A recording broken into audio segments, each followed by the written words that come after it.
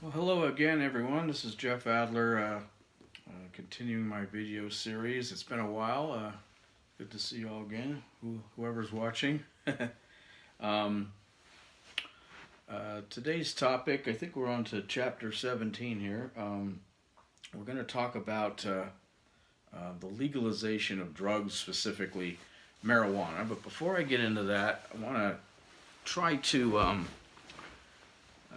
frame this discussion um, in a certain way, and that's to start out with the problem that I find that basically all liberals have, an idea they have a problem with, which will circle back into our discussion about marijuana and legalization of drugs in general.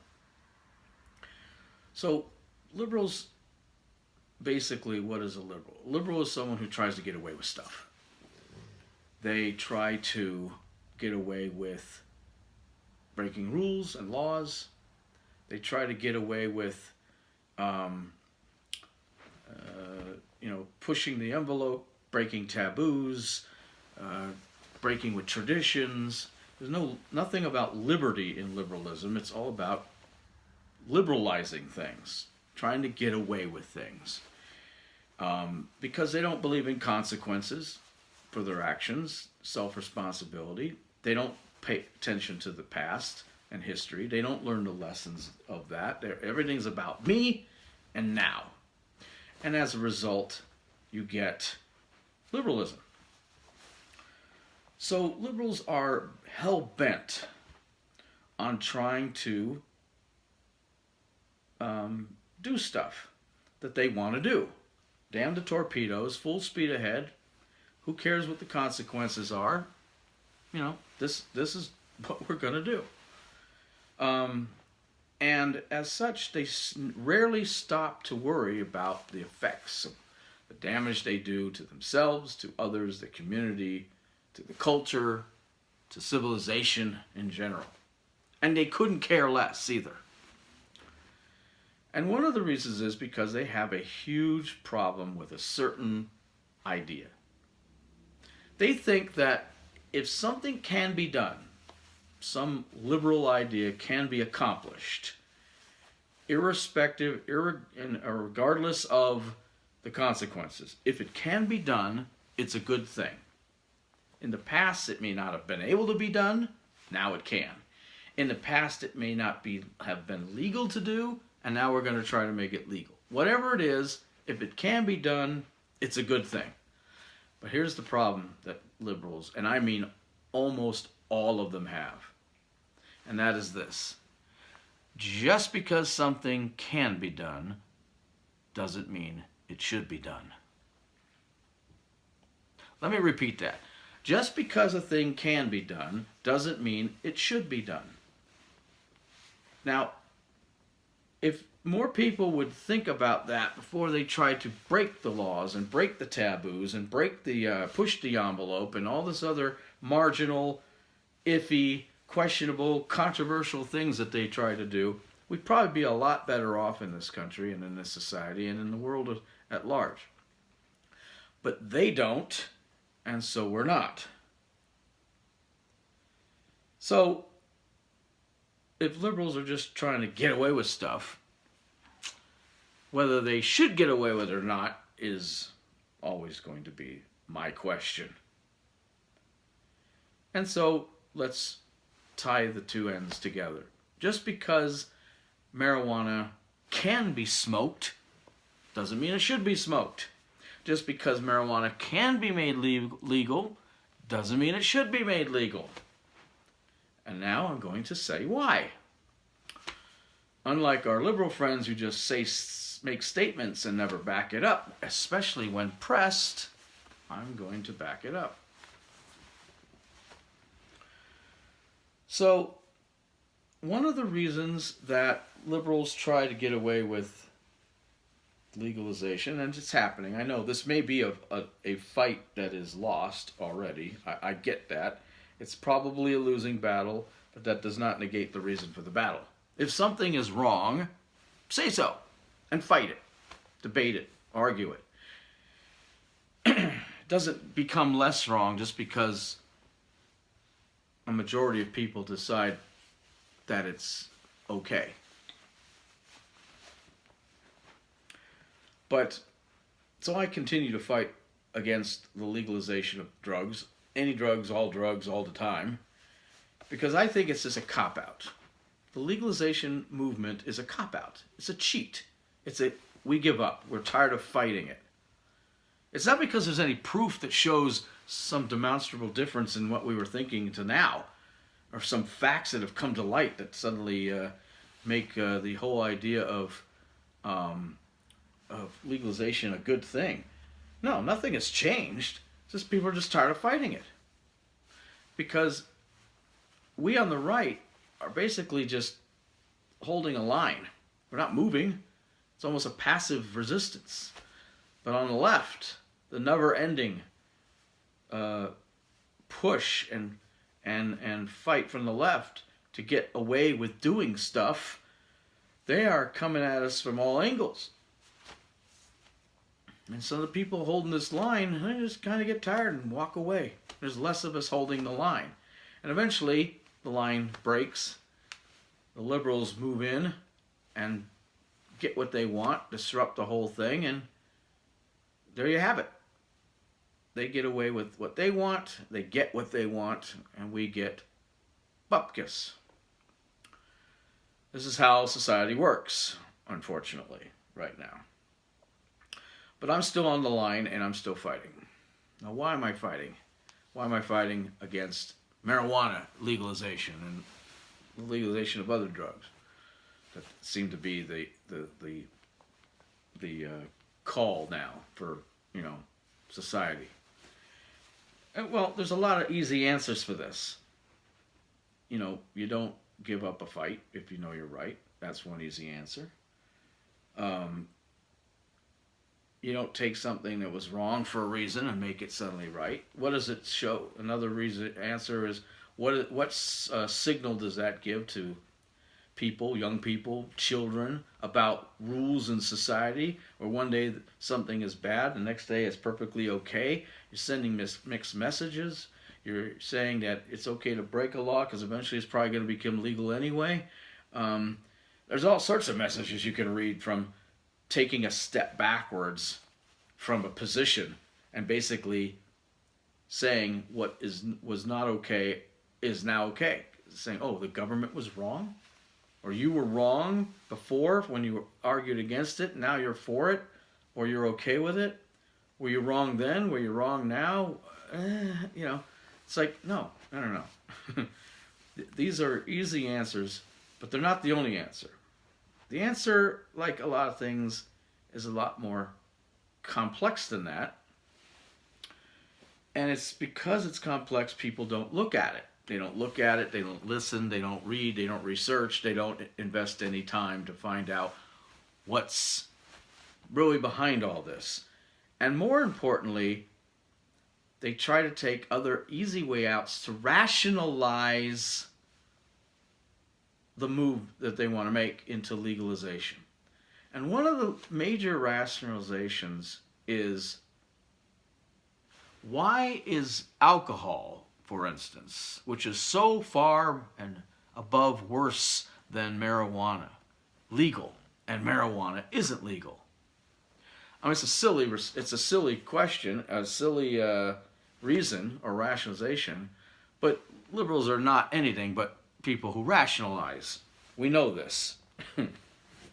They equivocate, they rationalize. Look at the recent spate of accusations in terms of sexual harassment lately. Oh, there was some from against Republicans, some that stuck and some that didn't. But for every Republican that got accused or actually got his hand caught in the cookie jar, as it was, or right-winger, not necessarily Republican, but right-winger, you have 10 liberals who had the same thing happen to them. The boomerang effect is a beautiful thing, ladies and gentlemen. The liberals went on a freaking campaign And I don't mean that like, oh, it just morphed organically into, oh, me too, hashtag me too. No. A lot of these women were bought and paid for. And it's coming out now that they were paid to say they were harassed. Oh, I'm so sorry that you were harassed by that man. Let's wait 30 or 40 years into the future and not tell anyone until then, when the guy decides to run against a Democrat. Then we'll suddenly tell everybody our story or your story. Yeah, well, that ain't flying. Aside from the fact there is a statute of limitations on such things, it's not exactly murder. But again, it's a matter of degree, folks. How many times do I say this? Liberals are far and away more hypocritical on this issue. Far and away. They're the ones railing against Trump before he was president because he said something to another man and was caught on tape. And then all of a sudden all these women came out, and then as soon as he became president, poof, they disappeared. Now it turns out when some of them are trying to come back that they were all paid. The fact of the matter is, none of them are true, and none of them have been able to prove it. But the liberals in Hollywood, in broadcasting, in politics, not only have been proven to be, misogynist pigs, but there's 10 times more of them. I mean, they're all over the place. These guys had the balls to sit there and try to interview right-wingers and Donald Trump about their misogyny, so-called, when all along they're as guilty, if not more guilty, than any of them ever would have dreamed. Now, everyone's, pretending they're all pissed off about Matt Lauer's little button at his desk that locked the door and trapped female co-workers in his office, and the pinching of Katie Couric's butt for 10 years or whatever it was. Everyone's trying to, okay, that was wrong, that was so bad, but just kind of ignore it and not bring it up until somebody else makes them talk about it. But you think that if Donald Trump had a button in his office at Trump Tower that kept women and fellow employees in his, or co-workers in his office against their will, that he would have been president? No, of course not. But the point is that he didn't. No, these ideas only come from the left because they're far worse. Remember my last video talking about transference? Liberals are guilty of the very things that come flying out of their mouth more often than not. If they're accusing you of misogyny, it's because they're misogynists. If they're confusing you of being a racist, because they're racist. After all, we're talking about the Democrat Party, the home of racism, historically and contemporaneously. They're calling you Islamophobics, probably because they harbor Islamophobic beliefs. And they're transferring onto you because of their guilt. And they're trying to pretend it's not there because you, who they're blaming, is somehow far worse than they are. But the boomerang effect has caught them by the short and curlies. All this time invested trying to get Republicans in trouble, it's all come back on them now. Now they're coming out of the woodwork, and who are they going after? The very people who started this crap in the first place. It's a beautiful thing, folks. And transference works in lots of places, not just in sexual harassment. It also happens to work in our topic today. People who are just wanting to assuage their guilt about doing something, they're just trying to blame everyone for the same thing. Now, before we move forward, and I tell you about the real reason that there is a movement to legalize marijuana and other drugs, I'm going to come clean about me, because I don't like hypocrisy. And if I'm a hypocrite myself, None of this would ever make any sense, and I wouldn't live with myself. Beside the fact, of course, that I couldn't live with, couldn't talk about being all the hypocrites if I was with myself, because my brain doesn't allow that. It doesn't work that way. So I'm going to come clean with my drug history. I have none. When I was a teenager, I smoked some cigarettes, maybe equivalent of 2 packs, 3 packs. Then I quit. Never in my life had I recreationally popped pills, shot up, snorted, smoked, or any other method of getting stoned. I've never even brought a marijuana cigarette to my lips. There you have it, my history with drugs. So I'm not a hypocrite. I'm not going to be slamming something that I myself am guilty of or have ever been guilty of. So let's move on from that little admission to the reason why everyone wants to get this stuff legal.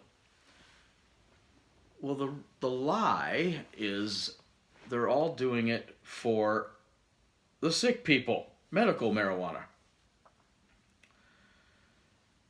I'm calling bullshit right here.